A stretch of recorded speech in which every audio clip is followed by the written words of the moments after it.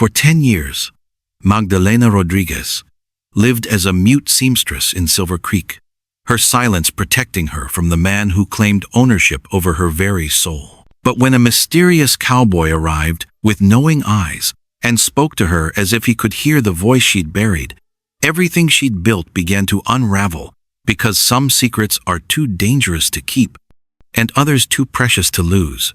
What happens when the one person who sees through your deception might be the only one who can save you from it? Smoke curled up from the broken wagon wheel like the devil's own breath in the Nevada Territory heat.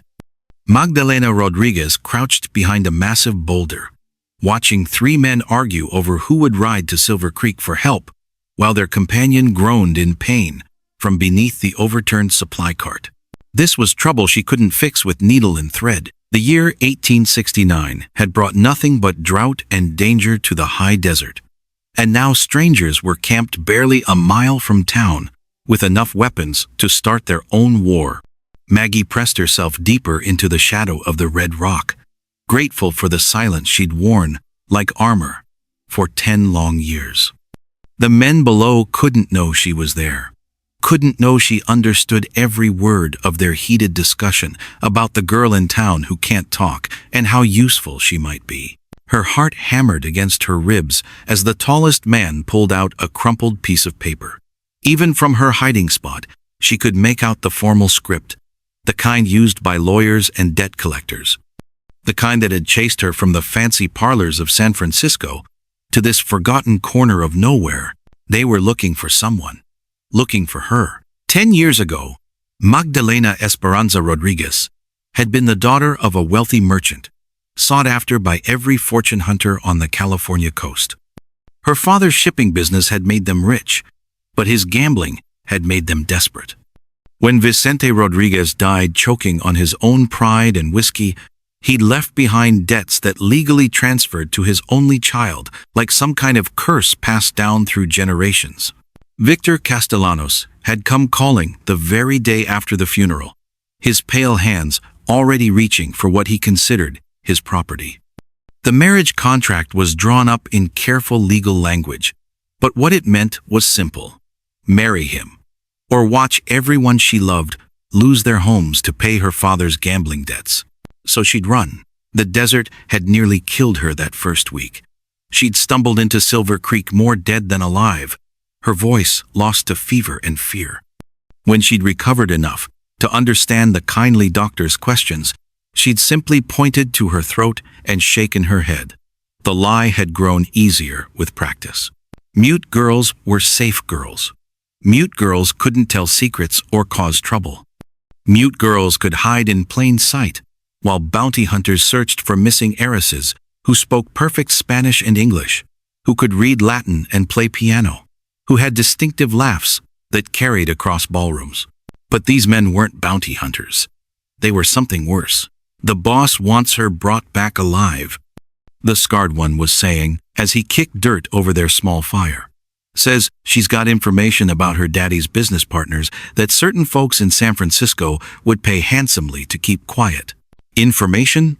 Maggie's mind raced through memories of her father's study, of late-night meetings with men whose faces she'd been told to forget, of conversations that stopped abruptly when she entered rooms. What had Vicente Rodriguez been involved in, beyond simple merchant trading?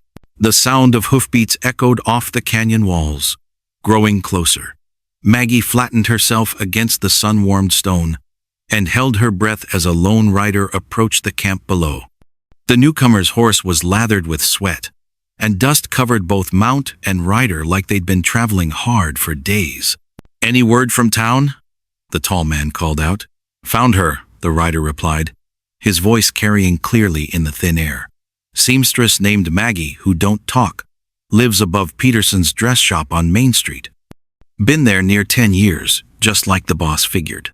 "She alone?" "Mostly. Keeps to herself. Does mending for folks. Real quiet type."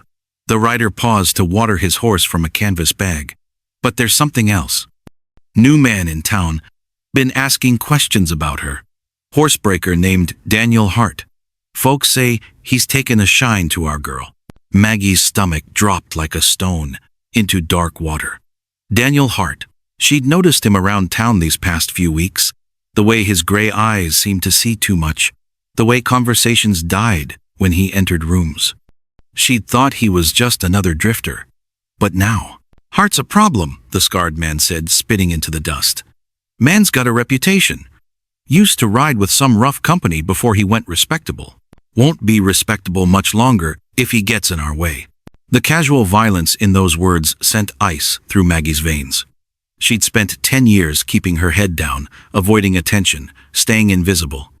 But invisibility only worked if nobody was specifically looking for you. And now they were coming for her, and an innocent man might die, simply because he'd shown her kindness. Thunder rolled across the desert, promising the kind of storm that could wash away roads and trap travelers for days. Maggie began to back away from her hiding spot, her mind already working on how to warn the town without revealing who she really was. But as she turned, her boot knocked loose, a small cascade of pebbles that clattered down the rock face like tiny warning bells. The talking below stopped. What was that? Maggie froze, every muscle in her body turning to stone as heavy footsteps began climbing toward her hiding place. The silver cross at her throat felt hot against her skin, and she found herself praying to saints she'd stopped believing in years ago. If they caught her here, if they discovered she could hear and understand every word they'd spoken, probably just a rabbit, one man called from below. But the footsteps kept coming. Closer, closer. A rough hand grabbed her shoulder and spun her around. Maggie found herself staring into cold blue eyes, set in a face marked by old knife scars. The man's grip tightened as recognition dawned across his features. Well, well. Look what we have here. But instead of the fear she expected to feel, something else rose up in Magdalena's chest. Something that had been growing stronger every day since Daniel Hart had looked at her like she mattered. She met the scarred man's gaze steadily, her dark eyes holding secrets he couldn't begin to guess. Let him think he'd caught a helpless, mute girl. Let him underestimate what 10 years of survival had taught her about patience, about waiting for the right moment to strike back. The storm was coming, and Magdalena Rodriguez was done running. Careful there, miss. That horse has a mean streak wider than the Colorado River. Daniel Hart's warning came too late. The black stallion's teeth snapped shut just inches from Maggie's outstretched hand as she tried to retrieve the sewing basket that had tumbled from her arms when the animal spooked. She stumbled backward, her heart racing not from the near miss, but from the realization that the man speaking knew exactly how close she'd come to losing fingers. Most folks would have shouted or rushed forward. This stranger simply stood there, studying her with the same careful attention he'd given the wild horse before approaching its stall. Silver Creek's Main Street buzzed with the usual afternoon activity, but Maggie felt suddenly exposed under his steady gray gaze. She'd been coming to Murphy's livery stable for 3 years now, bringing meals to old Pete, who minded the horses when his arthritis wasn't too bad. The routine was safe, predictable, invisible. Nothing about Daniel Hart felt predictable. He moved like water around dangerous things, she noticed. When the stallion pinned back its ears and rolled white eyes, Daniel shifted his weight without seeming to move at all. When Mrs. Henderson's boy came tearing through the stable chasing a runaway chicken, Daniel simply stepped aside and let chaos flow around him like he was a rock in a swift stream. This your work? He picked up her scattered sewing, examining the delicate embroidery she'd been adding to little Annie Morrison's Sunday dress. His hands were gentle with the fabric, respectful of the hours of careful labor it represented. Maggie nodded, reaching for the dress, but he held it a moment longer than necessary. Take steady hands to do work this fine. Steady mind, too. His voice carried no pity, no false kindness that people usually used when talking to her. Just statement of fact. Mind like that notices things, remembers them. The way he said it sent warning bells clanging in her head. She snatched the dress from his hands and clutched it against her chest like a shield, her dark eyes wide with sudden fear. But Daniel simply tipped his hat and walked away, leaving her standing in the dusty stable with questions she couldn't ask and answers she was afraid to hear. That evening, as purple shadows stretched across the desert floor, Maggie sat in her tiny room above Peterson's dress shop and tried to convince herself that the encounter meant nothing. Drifters came through Silver Creek all the time. Cowboys, prospectors, merchants heading west with dreams bigger than their purses. They stayed a few days, spent their money, and moved on toward whatever frontier called to them next. But this one was different. Through her window, she could see him working with a string of Mustangs in the corral behind Murphy's barn. Even in the fading light, she could make out his silhouette moving among the horses with fluid grace. He didn't break them so much as convince them, talking in low tones she couldn't quite hear but somehow understood. Her father had owned horses once, back when they'd lived in the big house overlooking San Francisco Bay, racing horses with bloodlines longer than most families' histories. Animals that cost more than working people made in a year. Vicente Rodriguez had loved those horses more than he'd loved his business, maybe more than he'd loved his daughter. But these weren't pampered racing stock. These were wild Mustangs, caught running free in the desert canyons, their spirits unbroken despite the ropes and fences that now held them. Watching Daniel work with them, Maggie felt something stir in her chest that she'd thought was long dead. What would it feel like to run free again? The thought came unbidden, dangerous as a rattlesnake in tall grass. She'd made her choice 10 years ago when she'd climbed out of her bedroom window in the middle of the night, carrying nothing but the clothes on her back and her mother's silver cross. She'd chosen safety over freedom, invisibility over truth. But watching the Mustangs in the corral below, seeing how they tested their boundaries while still accepting Daniel's gentle guidance, Maggie began to wonder if those were the only choices available. A coyote howled somewhere in the distance, its voice wild and lonesome against the desert wind. Without thinking, Maggie opened her mouth and almost answered with a sound of her own. Almost. She caught herself just in time, pressing her lips together until they went white with pressure. But for just a moment, she'd felt the urge to add her voice to the night sounds, to be part of the world instead of just watching it from behind glass windows and careful silences. Down in the corral, Daniel looked up toward her window as if he'd heard something. Their eyes met across the dusty space between them, and Maggie felt exposed in ways that had nothing to do with lamplight or shadow. He raised one hand in a small salute, not quite a wave, more like acknowledgement, between equals. She stepped back from the window quickly, her pulse hammering in her throat, but not before she'd raised her own hand in response. That night, sleep wouldn't come. Every time she closed her eyes, she saw Daniel's patient face, heard the certainty in his voice when he'd said her mind noticed things, remembered them. What exactly had he seen that gave him such confidence about her abilities?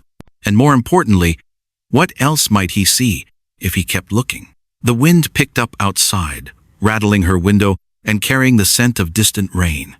Somewhere a door banged repeatedly against its frame, keeping rhythm with her restless thoughts.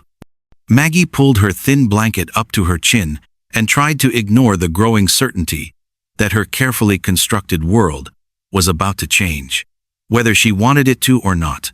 Because men like Daniel Hart didn't just drift into small towns by accident. They came looking for something, or someone. The wild horse screamed as it crashed into the corral fence, its eyes white with terror and rage. Daniel stepped back slowly, his hands raised in surrender, blood running down his torn sleeve where the Mustang's hooves had caught him. Every muscle in the animal's body spoke of violence barely contained, yet somehow Daniel's voice remained steady as creek water. "Easy now, girl.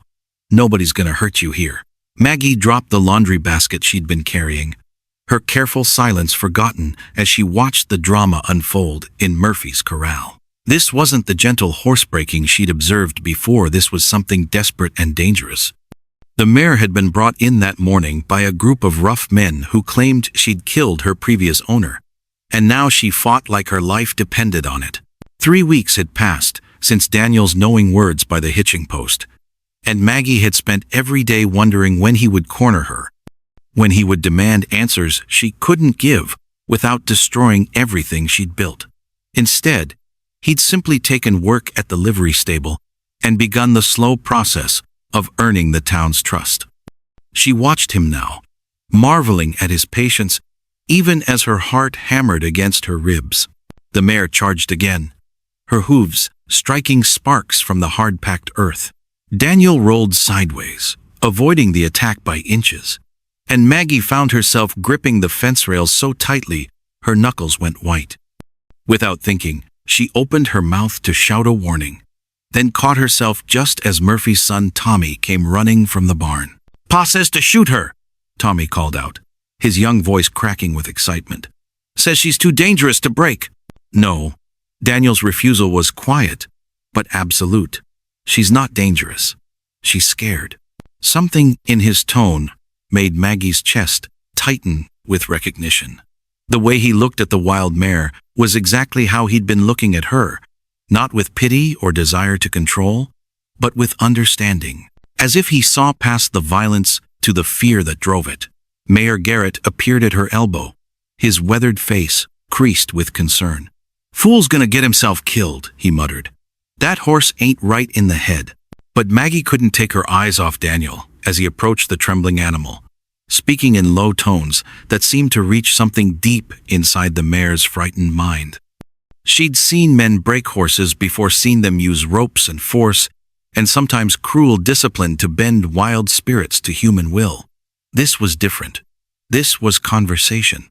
"Some things can't be forced," Daniel said, his words carrying clearly across the corral. "Sometimes you gotta wait for trust to come natural-like."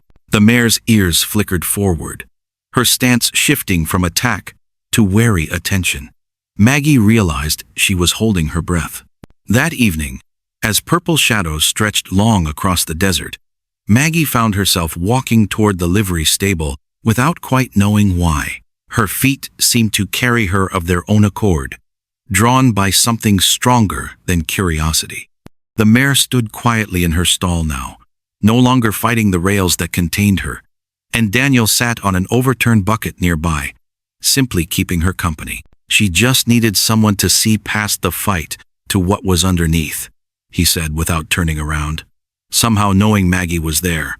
Amazing what a creature can become when it feels safe. Maggie's throat felt tight. She wanted to speak, wanted to tell him that she understood exactly what he meant, but the words stuck like cotton in her mouth.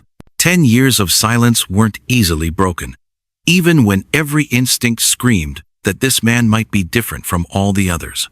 Instead, she picked up a brush from the nearby shelf and held it out to him. Their fingers touched as he accepted it, the contact brief but electric, and she saw something shift in his gray eyes. Not triumph or satisfaction, but something infinitely gentler hope.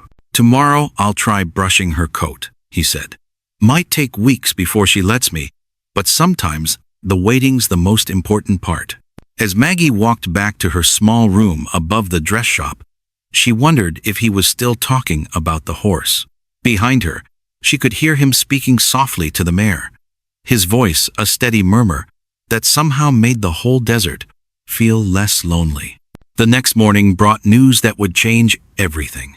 Mrs. Henderson burst into the dress shop just after dawn, her face flushed with excitement and something darker fear. "Maggie, dear," she panted, clutching at the doorframe for support.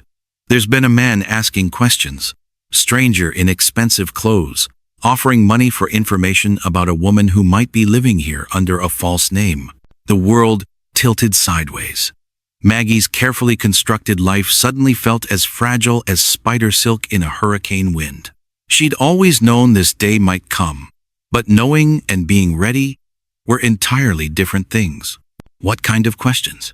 The words escaped before Maggie could stop them, her voice barely above a whisper but clear as mountain water. Mrs. Henderson's eyes went wide as dinner plates. "Child, you can speak?" The secret hung between them like smoke, impossible to take back once released into the air. Maggie felt panic rising in her throat, threatening to choke off the voice she'd finally found. Everything was unraveling. 10 years of careful deception coming apart in a single careless moment. But instead of shock or betrayal, Mrs. Henderson's weathered face softened with understanding. "Oh, honey, what have you been running from?" Outside, thunder rumbled in the distance, and Maggie realized the storm she'd been dreading for a decade was finally about to break over Silver Creek. The stranger asking questions could only be one person, and his arrival meant her time of hiding was over. Whether she was ready or not, Magdalena Rodriguez was about to face her past. Daniel found her an hour later, sitting beside the creek that gave the town its name, her hands shaking as she tried to mend a torn seam that didn't really need fixing. The needle kept slipping through her nervous fingers, creating crooked stitches that she immediately pulled out and tried again. "Mrs. Henderson told me," he said simply, settling beside her on the sun-warmed rocks. Maggie waited for questions, for demands, for the inevitable disappointment that came when people realized she'd been lying to them for years. Instead, Daniel picked up a smooth stone and skipped it across the water's surface, counting the ripples that spread outward in perfect circles. "My real name's Daniel Christopher Hart," he said conversationally. "Used to be a Texas Ranger, until I witnessed something I wasn't supposed to see. Been riding under different names for 3 years now, staying one step ahead of men who'd rather see me dead than testify in court." The confession hung between them like a bridge waiting to be crossed. Maggie set down her sewing and looked at this man who'd somehow managed to see straight through to her heart without demanding anything in return. "Magdalena Esperanza Rodriguez," she whispered, "daughter of a gambling man and a woman who died too young, claimed as payment for debts I never owed by a man who thinks women are property to be collected. Victor Castellanos?" Her head snapped up in surprise. "You know him?" Daniel's jaw tightened, and for the first time since she'd known him, she saw real anger flash in his gray eyes. "Know of him. Been tracking him across 3 territories. He's got a taste for young women in difficult circumstances, and a habit of making those circumstances worse when they don't cooperate." The pieces clicked together in Maggie's mind, like tumblers in a lock. "You didn't come here by accident." "No," he admitted.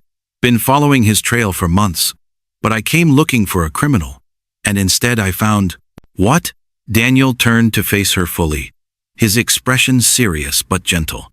"Someone worth protecting. Someone worth staying for."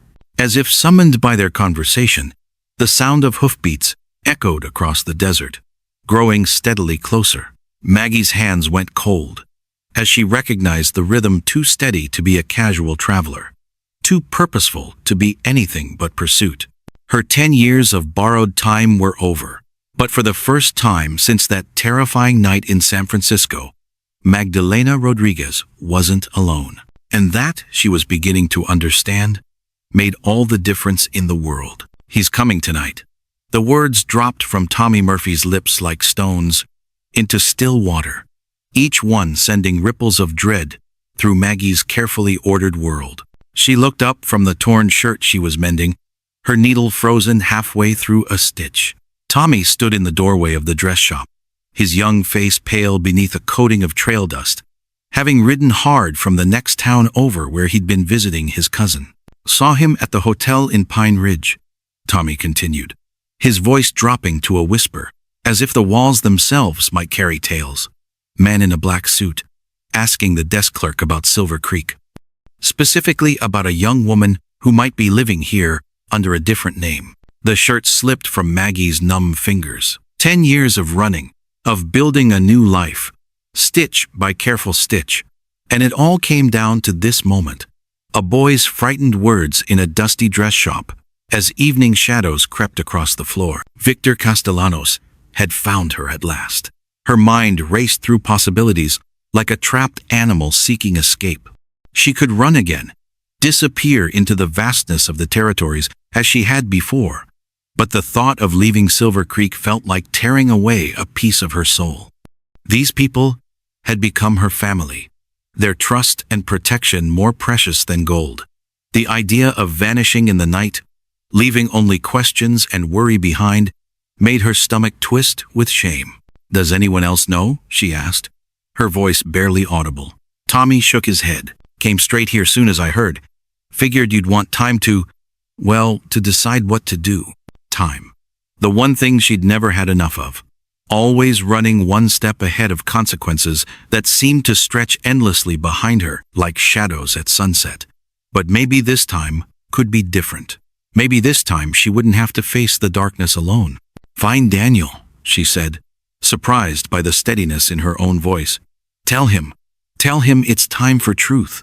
As Tommy raced off into the gathering dusk, Maggie pressed her back against the wall of her small shop and allowed herself one moment of pure terror.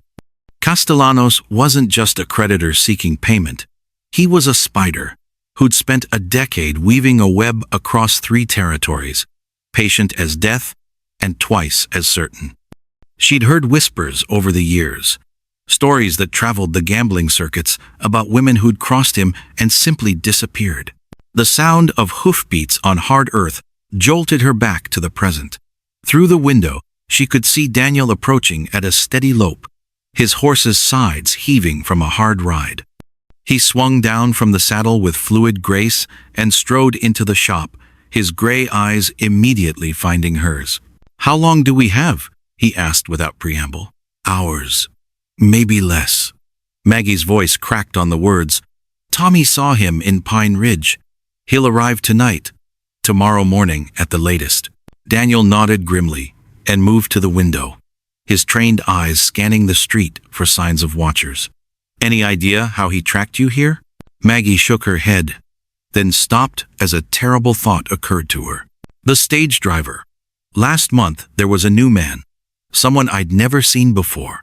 He asked Mrs. Court Henderson about the local seamstress, said his wife in Sacramento was looking for someone skilled with delicate work. Description: thin man with nervous hands. Kept watching me when he thought I wasn't looking. The memory made her skin crawl. She'd been so careful for so long, but one moment of carelessness, one stranger asking innocent-seeming questions, and her entire world was about to come crashing down. Daniel's jaw tightened. Sounds like a Pinkerton man.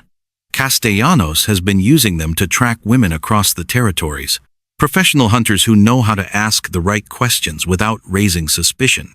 The casual way he spoke about such things sent ice through Maggie's veins. "How do you know so much about his methods?"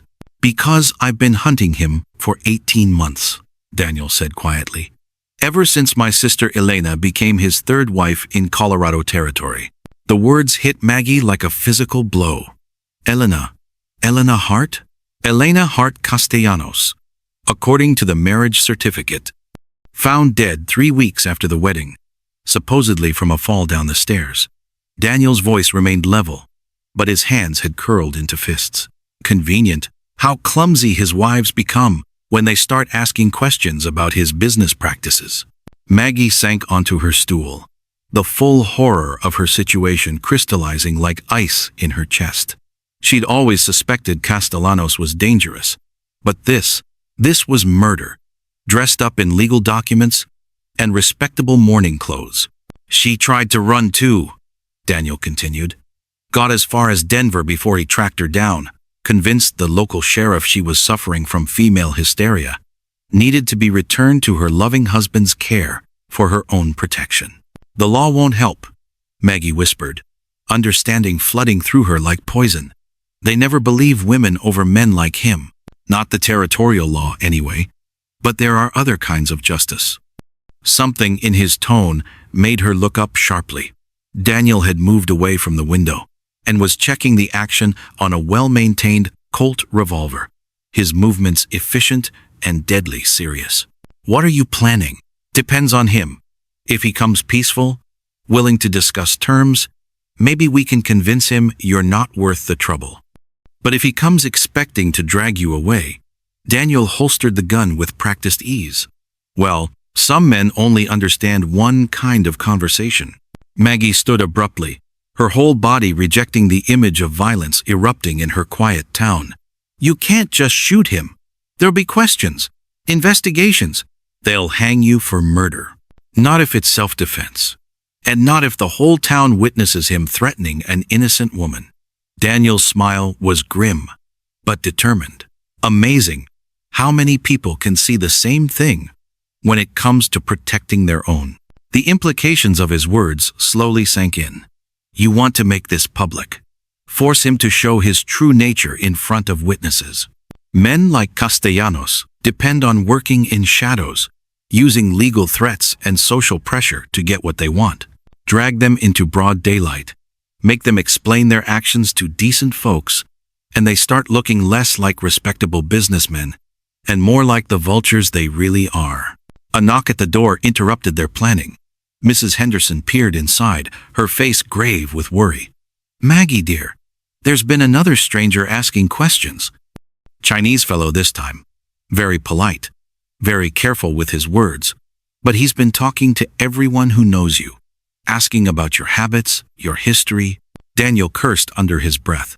He's not taking chances this time. Multiple angles of approach, professional trackers, probably legal documentation that'll make him look like the injured party when he shows up tomorrow. What do we do? Maggie's voice sounded small in the growing darkness. We get ready for war, Daniel said simply. But first, you need to decide something important. What? Are you ready to stop running? Because once we face him down, there's no going back to the quiet life you've been living. Your voice, your story, your choice to speak or stay silent, it all becomes public knowledge. Maggie looked around the small shop that had been her sanctuary for so long. At the dresses hanging on their hooks, the careful stitches that represented years of patient work, the life she'd built one quiet day at a time. Then she thought of Elena Hart, of the other women who'd tried to escape Castellanos' web and failed. I'm tired of being afraid, she said finally, and I'm tired of letting him win. Outside, the wind was picking up, carrying the scent of distant rain, and something else change, inevitable as sunrise, approaching whether she was ready or not. Tomorrow would bring reckonings and revelations, violence and vindication, but tonight she still had choices to make. The most important choice of all was whether to face her demons alone or trust the silent cowboy who seemed to understand that sometimes the bravest thing a person could do was stand their ground and fight. As if reading her thoughts, Daniel turned toward the door. I'll be at the stable if you need anything. And Maggie? She looked up at the sound of her name on his lips. Whatever happens tomorrow, you don't face it alone. That's a promise. After he left, Maggie sat in the gathering darkness and did something she hadn't done in 10 years. She prayed aloud, her voice growing stronger with each whispered word, preparing for the battle that would determine not just her future, but the fate of every woman Castellanos had marked as his prey. The hunter had become the hunted, but this time, his quarry would have teeth. The stagecoach wheels scraped to a halt outside Murphy's saloon, throwing up clouds of red dust that caught the harsh noon sun like tiny mirrors. Victor Castellanos stepped down from the coach with the careful movements of a spider testing its web, his black suit somehow still crisp despite the long journey from San Francisco. His pale eyes swept across Silver Creek's dusty Main Street like a buyer examining cattle at market. Maggie's breath caught in her throat as she watched from behind the faded curtains of her small window. 10 years had changed him little. The same cold smile, the same way of standing that suggested the whole world owed him something. But now, she could see what her 18-year-old self had missed. The cruel calculation behind his gentleman's manners, the way his fingers drummed against his walking stick like he was already counting money. Where might I find the young woman called Maggie? His voice carried across the street with the smooth authority of expensive education. I have urgent family business to discuss. Mayor Garrett stepped forward, his weathered face creasing with suspicion. Might be I could help you with that, mister. What kind of family business brings a San Francisco gentleman all the way to Silver Creek? Castellanos reached into his jacket and withdrew a thick envelope sealed with red wax. The kind that involves legal contracts and inherited debts. The kind that brings runaway daughters home to their responsibilities. The words hit the gathered crowd like stones thrown into still water. Conversations died mid-sentence. Children stopped their games. Even the horses seemed to prick their ears forward, sensing something important happening in the human world around them. From her hiding place, Maggie watched Mrs. Henderson's face change, from curiosity to understanding, to something fierce and protective. The older woman had been one of Maggie's first customers, bringing her torn aprons to mend when nobody else would trust the strange mute girl with their good clothes. Now she stood with her arms crossed, looking like she'd fight off wolves to protect what was hers. "That girl's been nothing but good to this town," Mrs. Henderson declared, her voice carrying the authority of someone who'd birthed half the children in Silver Creek and buried their grandparents. "Whatever family business you think you have can wait until she decides she wants to hear it." Castellanos smiled, but the expression held no warmth. "I'm afraid the law doesn't concern itself with what young ladies want to hear, madam. It concerns itself with legal obligations and binding contracts." That's when Daniel appeared from the shadows beside the livery stable, moving with the quiet grace of someone who'd learned to walk softly around dangerous animals. His gray eyes fixed on Castellanos with the steady intensity of a hunter sighting prey. "Funny thing about contracts," Daniel said, his voice carrying easily across the suddenly silent street. "They're only binding when both parties enter them freely. Last I checked, selling your daughter to pay gambling debts wasn't exactly what most folks would call free choice." Castellanos turned toward the voice, and Maggie saw his face change as he took in Daniel's tall frame, the worn gun belt, the easy confidence that came from years of handling trouble. "And you are?" "Daniel Hart. I work horses mostly. Break the ones that think they can't be broken, gentle the ones that have been hurt too bad to trust." His gray eyes never left Castellanos' face. Interesting how some lessons apply to more than just animals. The tension stretched between them like a rope pulled tight, and everyone watching seemed to hold their breath. Maggie knew this moment balanced on a knife's edge. Whatever happened next would change everything for better or worse. Castellanos straightened his expensive jacket and smiled his cold smile. "Mr. Hart, I appreciate your concern for local livestock, but this is a legal matter between myself and my intended bride. Perhaps you should return to your horses and leave civilized discussion to civilized men." "Civilized?" Daniel repeated the word like he was tasting something bitter. "That what you call forcing women into marriage through forged documents?" The accusation hung in the air like smoke from a gunshot. Castellanos' face went white, then red, then white again. His pale hands clenched around his walking stick until his knuckles showed through the skin. "You have no proof of any such thing." "Don't I?" Daniel reached into his vest and pulled out a folded paper, yellow with age, but still readable. Elena Vasquez's marriage contract, dated 1865. Signed by a man who'd been dead for 2 months when this paper was drawn up. Maggie's heart hammered against her ribs. She'd heard whispers about Elena, the Mexican girl who'd disappeared one winter night and never been seen again. But she'd never connected those stories to the man who now stood in her adopted town, claiming ownership over her life. Elena fought back. Daniel continued, his voice steady as mountain stone. So did Maria Santos. Both ended up in unmarked graves when they wouldn't play along with your business arrangements. Mayor Garrett stepped forward, his face grim. "That's mighty serious accusations, Mr. Hart. You got anything more than old papers to back them up?" Daniel nodded toward the stagecoach driver, who'd been listening with growing unease. "Ask Charlie there about the passenger he picked up in 1866. Young Mexican woman, scared out of her mind, begging for help. Charlie remembers because Mr. Castellanos here paid him extra to forget he ever saw her." All eyes turned to Charlie Brennan, a grizzled man who'd been driving stagecoaches since before most of Silver Creek existed. His weathered face worked like he was chewing something sour. "Didn't want to get involved in rich folks' business," Charlie muttered, not meeting anyone's eyes. "But that girl, she was terrified. Kept saying someone was trying to kill her. Next week I heard she'd been found dead by the river." The crowd's murmur rose like angry bees. Castellanos looked around at the hostile faces and seemed to realize for the first time that his money and legal papers might not be enough to get him what he wanted. "These are wild accusations from desperate people," he said, but his voice had lost its smooth confidence. "I demand to speak with Miss Rodriguez immediately. My legal rights." "Your legal rights don't mean much when they're built on murder," Mayor Garrett interrupted. "Charlie, ride out to Fort Carson. Wire the territorial marshal and tell him we need a lawman here soon as possible."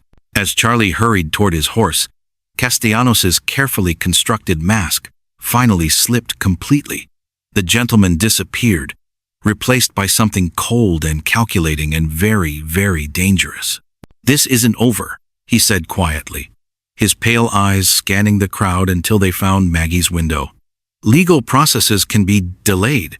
Accidents happen in frontier towns. People disappear."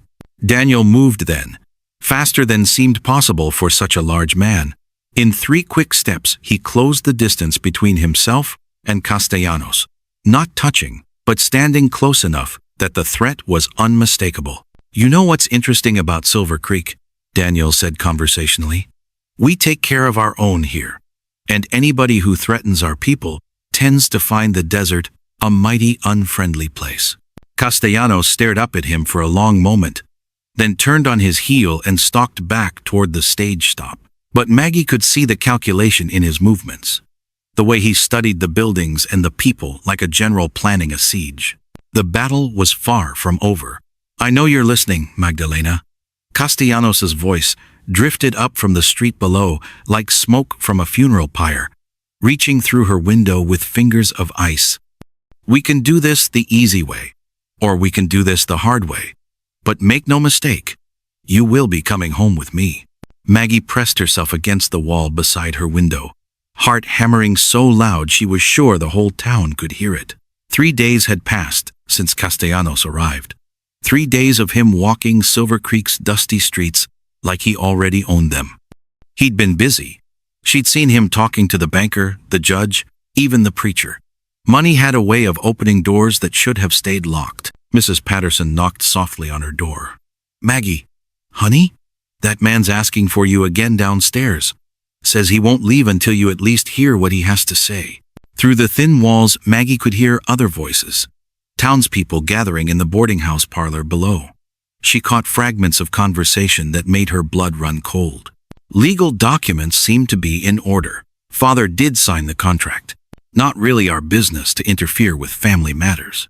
The support she'd felt just days ago was cracking like dried mud in summer heat. Castellanos was good at what he did. He knew exactly which doubts to plant, which fears to water until they grew into acceptance of his claims.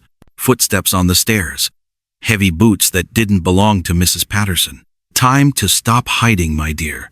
Castellanos' voice was right outside her door now, smooth as oil on water.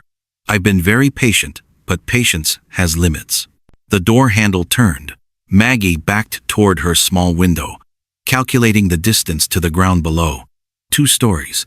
She might break a leg, but she'd survive. Better than whatever Castellanos had planned for their reunion. The door opened, just as another voice cut through the tension like a blade through silk. "Take your hand off that door." Daniel filled the narrow hallway like controlled thunder, his gray eyes fixed on Castellanos, with the steady intensity of a man who'd killed before and wouldn't hesitate to do it again. Castellanos stepped back, but his smile never wavered. "Ah, Mr. Hart. Still playing protector to damaged goods?" "Last warning."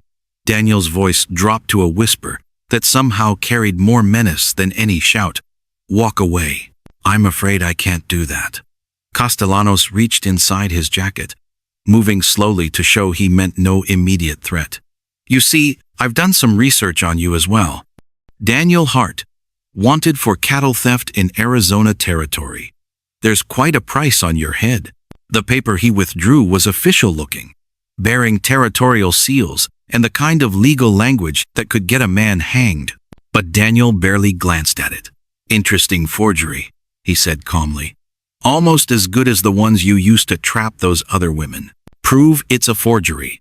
"Don't have to." Daniel smiled, and the expression was sharp as broken glass.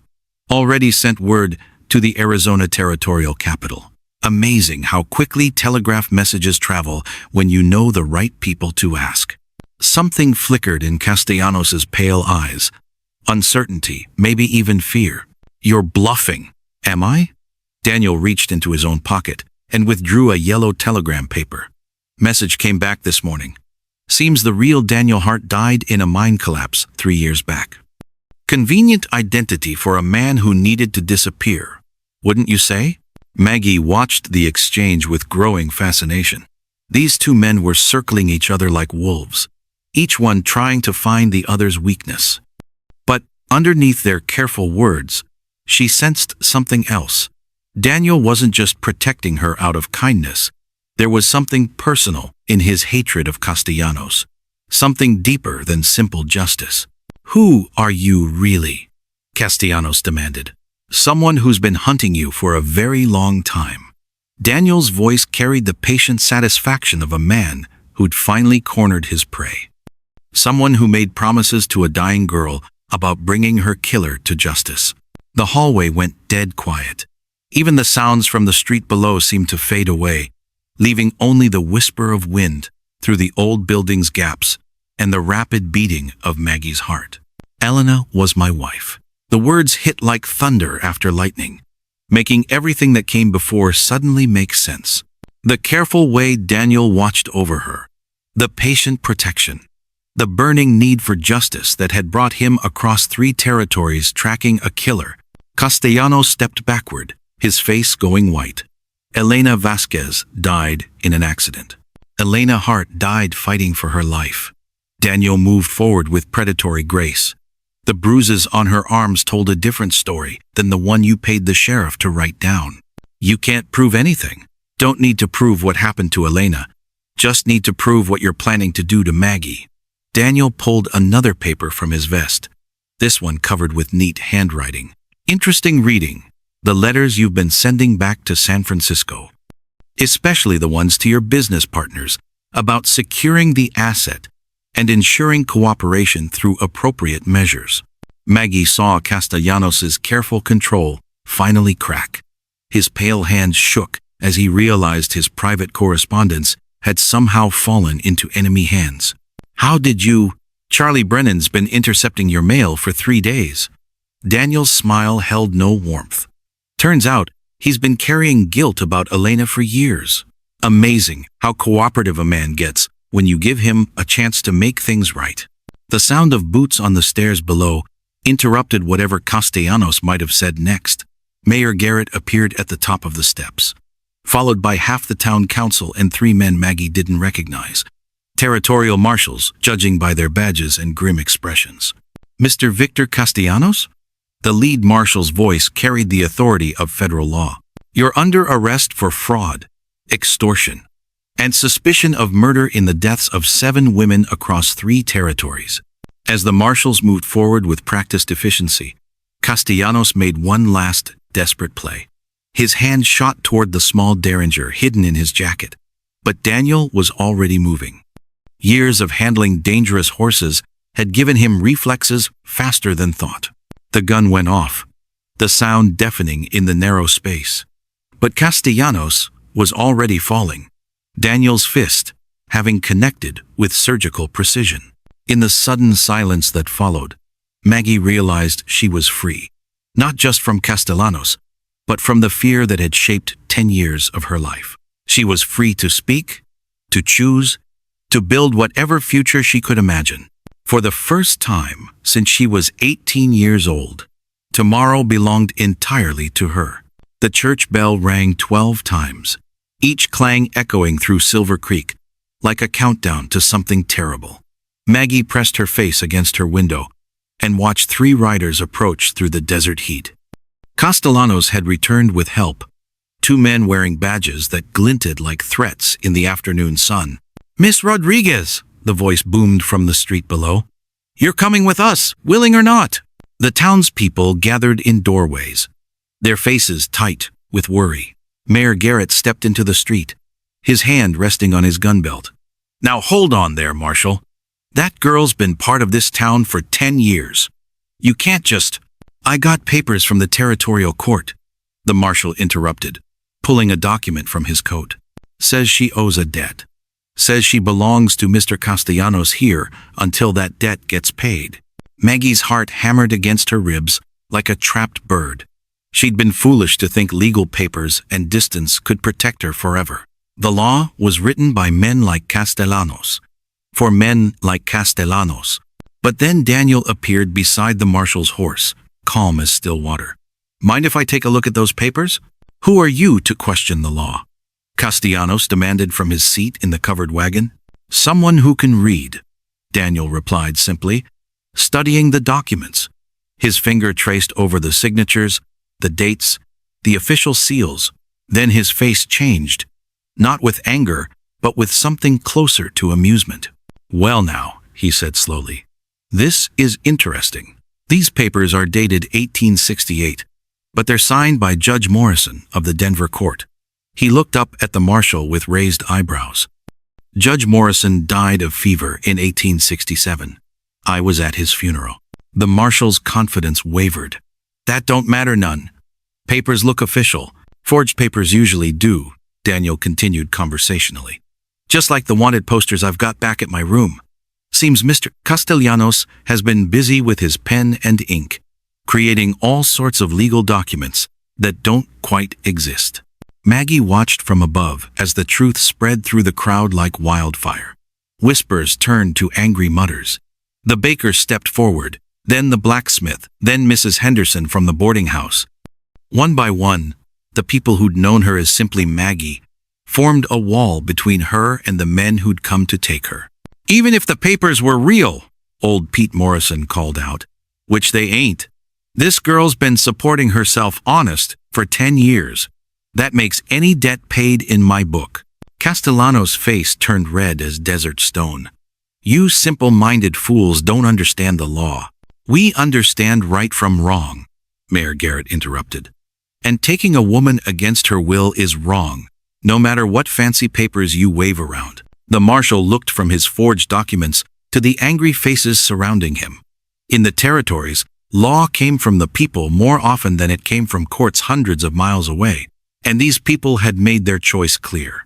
I think you boys better move along, the marshal said finally, handing the papers back to Castellanos.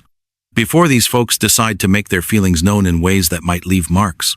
Maggie watched Castellanos' wagon disappear into the desert, taking with it the fear that had ruled her life for 10 long years. But victory felt strange on her tongue. She'd spent so long being afraid that freedom seemed almost too large to hold. That evening, as twilight painted the sky purple and gold, Maggie found herself walking through town with a purpose she hadn't felt in years. Her feet carried her past Murphy's barn, past the general store where she'd bought supplies in careful silence, past the church where she'd sat in the back pew every Sunday without singing along to the hymns. The whole town seemed different now. Not because anything had changed about the buildings or the streets, but because she was seeing it through new eyes, not as a place to hide, but as a place to live. She stopped at Martha's bakery, where the smell of fresh bread had always been a comfort. The older woman looked up from her counter, flour dusting her gray hair like snow. Maggie? Martha's voice held wonder. Is it true what they're saying? That you can talk? Yes, ma'am. The words felt foreign, but right on Maggie's tongue. I'm sorry for the deception. I hope you can understand. Understand? Martha laughed, coming around the counter to embrace her. Child, half the women in this territory would do the same if they had your courage. You don't owe nobody an apology for protecting yourself. Similar conversations followed throughout the evening. The blacksmith's wife invited her for coffee. Young Tommy Henderson peppered her with questions about what her voice sounded like in her head during all those quiet years. Even gruff Pete Morrison admitted he'd suspected something, though his twinkling eyes suggested he was stretching the truth. But it was Dr. Patterson who gave her the most unexpected gift. The town's aging physician pulled her aside as the evening wound down. I've been thinking about what you might want to do now, he said kindly. I could use an assistant. Someone with steady hands and a sharp mind. The territory needs more healers, and I won't be around forever to tend the sick. The offer stunned her.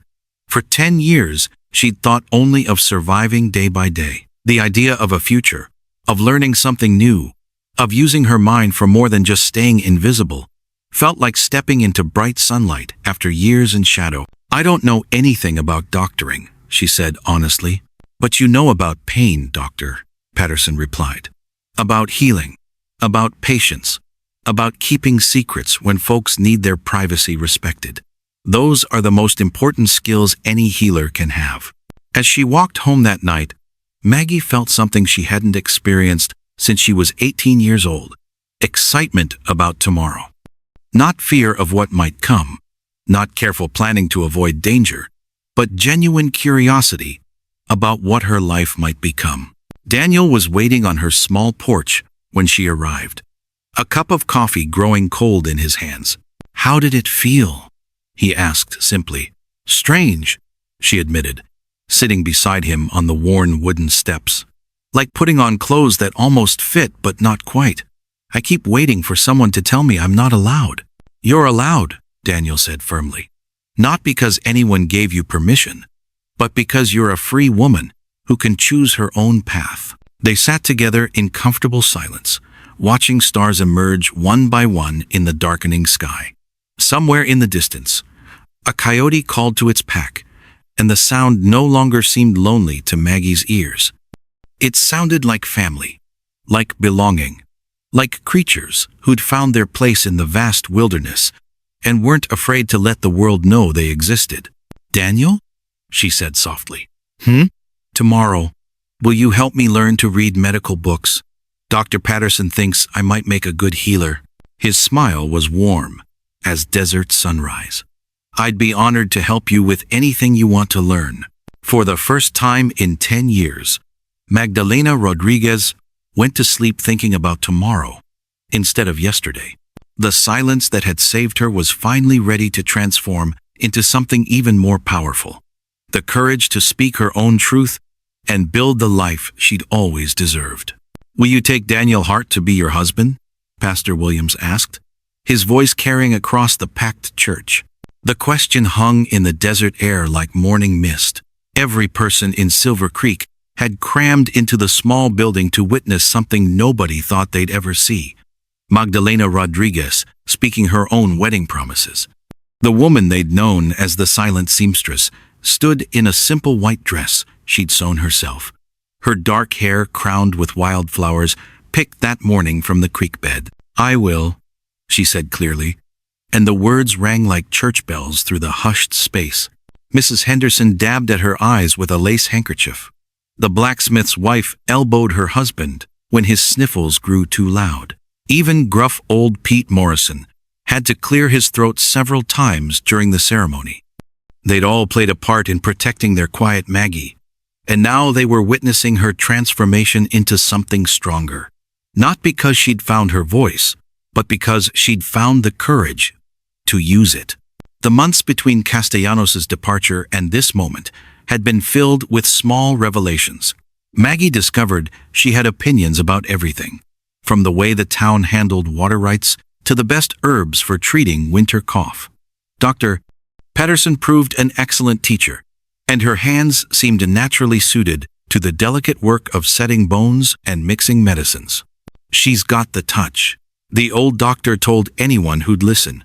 "Patients trust her. Animals calm down when she's near. That's not something you can teach. That comes from the heart." But learning to trust her own voice had been the hardest lesson. For months, Maggie found herself starting to gesture instead of speaking, catching herself mid-motion as old habits fought new choices. Daniel proved endlessly patient with her struggles, never finishing her sentences or rushing her through difficult conversations. "Take your time," he'd say when words tangled on her tongue. "I'm not going anywhere." And slowly, carefully, like a flower opening to sunlight, Maggie learned to believe him. Daniel slipped a simple gold band onto her finger, his own voice steady as mountain stone. "With this ring, I promise to stand beside you, not in front of you. To listen when you speak, and respect when you choose silence, to face whatever comes next as partners, not as owner and owned. The promises were their own, written together during long evenings by the creek where they'd learned to trust each other with pieces of their broken pasts. Traditional vows felt too small for what they'd found together. Two people who'd been running from different demons, learning to stop and build something real. After the ceremony, the whole town gathered behind Murphy's barn for dancing and celebrating. Fiddle music floated across the desert, while couples spun under strings of lanterns that swayed in the evening breeze. Maggie found herself pulled into conversation after conversation, townspeople eager to hear the voice they'd wondered about for so long. "Always knew you were smart as a whip," laughed Martha from the bakery. "The way you'd organize my orders without saying a word. Pure genius." "Never fooled me for a minute," claimed Pete Morrison, though everyone knew he was lying through his tobacco-stained teeth. Could see the thinking going on behind those eyes. But it was young Tommy Henderson who asked the question that mattered most. "Miss Maggie, Mrs. Hart, were you scared this whole time? 10 whole years?" Maggie knelt down to the 8-year-old's level, considering how to answer honestly without frightening him. "Sometimes being scared is smart, Tommy. It keeps you safe when danger is real. But sometimes being scared becomes a habit, even when the danger is gone." "How do you know the difference?" Daniel appeared beside them, 2 cups of punch in his hands. "You test it," he said simply, "little bit at a time, with people you trust. Like learning to ride a horse, you don't jump on the wildest Mustang first day. You start gentle and work your way up." The celebration continued late into the evening, but Maggie found herself stepping away from the crowd several times, still overwhelmed by so much noise and attention after years of careful invisibility. Each time, Daniel appeared at her side without being asked, offering quiet company until she was ready to rejoin the festivities. "Getting married is supposed to be the happy ending," she confessed during one of these quiet moments. "So why do I feel like I'm standing at the edge of a cliff?" "Because you are," Daniel replied honestly. "Marriage is just the beginning. The real work starts tomorrow." "What if I'm not good at it?" "At being a wife, At being visible." Daniel turned to face her fully, his gray eyes serious in the lantern light. "Maggie, you've spent 10 years being the person this town needed. Mending their clothes, comforting their children, keeping their secrets. You think a wedding ring is going to change who you are at heart?" As the evening wore on, Maggie began to understand what he meant. The celebration wasn't about her transformation from silent to speaking. It was about the community acknowledging what had always been true. She belonged here, had always belonged here, not because of what she could or couldn't say, but because of how she'd chosen to live. Near midnight, when the last dancers had spun their final dance and the cleanup was nearly done, Daniel found her sitting by the creek that gave their town its name. Moonlight turned the water silver, and somewhere in the distance, a nightbird called to its mate. "Regrets?" he asked, settling beside her on the smooth rocks. "Only that it took me so long," she replied, surprised by her own honesty. 10 years is a long time to spend being someone else. "But you survived," Daniel pointed out. "That girl who ran from San Francisco in 1859, she was smart enough to know when to disappear and brave enough to build a new life from scratch. That's not nothing." Maggie considered this, watching the water flow past their feet toward distant mountains. The creek had been here long before Silver Creek existed, would be here long after the town crumbled back to desert dust. There was something comforting about that continuity, that sense of being part of something larger and more permanent than individual fear. "I keep thinking about what happens next," she admitted. "Dr. Patterson wants to teach me surgery. The town council asked if I'd consider running for school board. Mrs. Henderson thinks I should start a women's reading circle." She laughed softly. 10 years of silence, and now everyone wants to hear my opinions. "What do you want?" Daniel asked. It was such a simple question, but Maggie realized nobody had asked it in over a decade. What did she want? Not what was safe, not what was expected, not what would keep her hidden, but what would make her happy. I want to help people heal, she said slowly. I want to learn new things. I want to raise children who never have to pretend to be less than they are. She paused. I want to grow old with someone who sees me clearly and loves me anyway. That sounds like a fine life to me, Daniel said softly. Above them, stars wheeled across the Nevada sky, in patterns that had guided travelers for countless generations. The desert wind carried scents of sage and possibility, while somewhere in the darkness, wild horses ran free across open ground. Tomorrow, Magdalena Hart would wake up beside a man who knew all her secrets and loved her anyway. She would speak when she chose to speak and stay quiet when silence served her better. She would learn to heal bodies, and maybe, in the process, finish healing her own spirit. The frightened girl who'd fled into the wilderness had become a woman who understood the difference between hiding and choosing her battles. And in that small distinction lay all the freedom she'd ever need. As they walked home together, hand in hand through the sleeping town, Maggie realized that her story hadn't ended with finding love or defeating her enemy. It had begun the moment she'd decided to stop running and start building. The rest, the voice, the community, the man beside her, those were just the rewards for finally having the courage to plant roots instead of always preparing to flee. The creek murmured its ancient song, washing clean the last traces of who she used to be, leaving only who she'd chosen to become. And for the first time in 10 years, Magdalena Hart fell asleep without listening for the sound of approaching horses, because she'd finally learned the difference between survival and truly living. 6 months later, as autumn painted the desert in shades of gold and crimson, Maggie stood before the small congregation in Silver Creek's makeshift church and spoke her wedding vows in a clear, strong voice that carried to every corner of the room. The transformation hadn't been immediate or easy. Learning to trust her voice again, to believe that her words had value, had taken months of patient encouragement from Daniel and grudging acceptance from a town that had to readjust their understanding of who she really was. Some folks struggled with the change, preferring the simple narrative of the damaged woman they'd protected to the complex reality of the intelligent survivor who'd been hiding among them. But as she looked into Daniel's eyes and promised to face whatever came next together, Maggie understood something profound about the nature of freedom. It wasn't found in running away from the past, but in choosing to define your own future. Her voice had always been there, waiting beneath the silence. She just needed to find the courage to use it. I thought hiding was strength, she whispered to Daniel as they walked down the aisle between smiling faces. But speaking truth, that's real courage. Outside, the desert wind carried the scent of rain and new possibilities.